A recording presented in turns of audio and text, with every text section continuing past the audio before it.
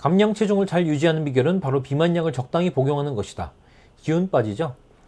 결국 인양반도 약 팔려고 지금까지 얘기했구나 가 아니고 비만 치료에 쓰는 한약에 대해서 말씀드리려고 해요.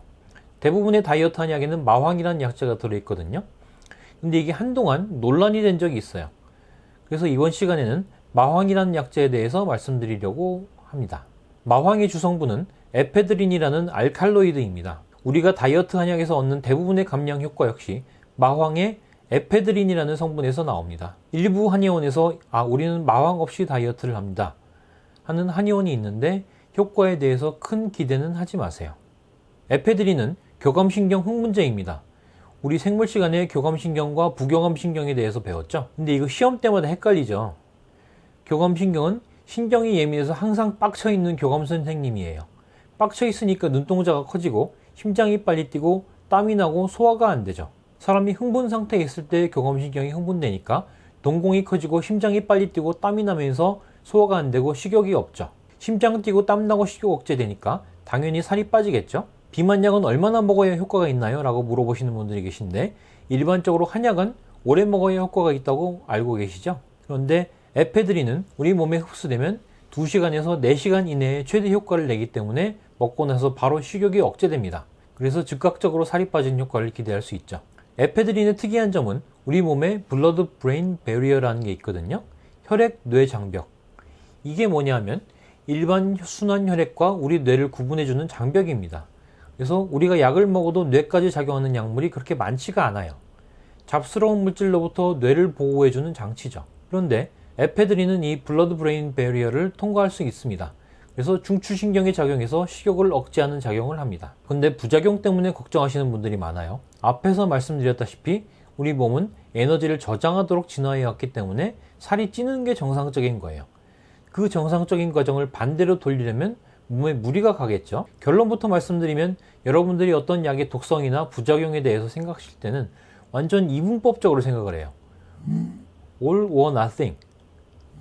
근데 여러분 마늘 양파도 적게 먹으면 약이지만 많이 먹으면 독이 되죠. 마찬가지로 독성이 있는 약도 적당한 약을 먹으면 우리 몸에 도움이 되는 경우가 많습니다. 비만약도 같은 생각으로 접근하셔야죠. 마황과 에페드린 자체가 문제라기보다는 마황과 에페드린의 용량이 문제라는 거죠. 에페드린은 우리가 감기 걸렸을 때 먹는 감기약에도 유사한 성분이 들어있습니다. 슈도에페드린이라는 성분이 감기약 화이트빈이나 하벤에도 들어있습니다. 감기약 먹으면 뿅 가죠. 의사의 처방 없이도 구할 수 있는 일반 의약품에 들어갈 정도면 부작용에 대해서는 많이 우려하지 않으셔도 된다는 거죠. 그럼 어떤 부작용들이 있는가? 주로 교감신경 흥분에 의한 작용들이죠.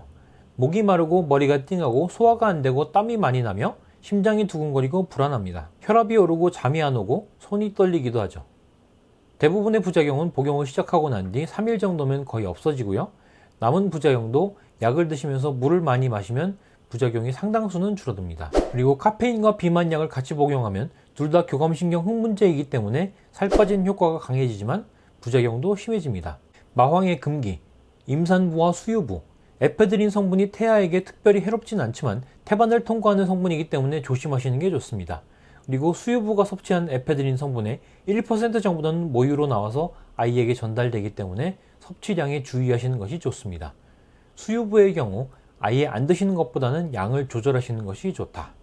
미국 식품의약품안전청 FDA에서 정한 마와인 금기증은 임신 수유 중 심장질환, 갑상선 질환, 고혈압, 녹내장, 배뇨곤란, 전립선 질환, 간질, 정신병이 있을 때 마황을 섭취하지 말라고 하고 있습니다. 2003년 미국 FDA에서는 마황과 에페드린에 대한 475페이지에 달하는 방대한 보고서를 발표했는데요.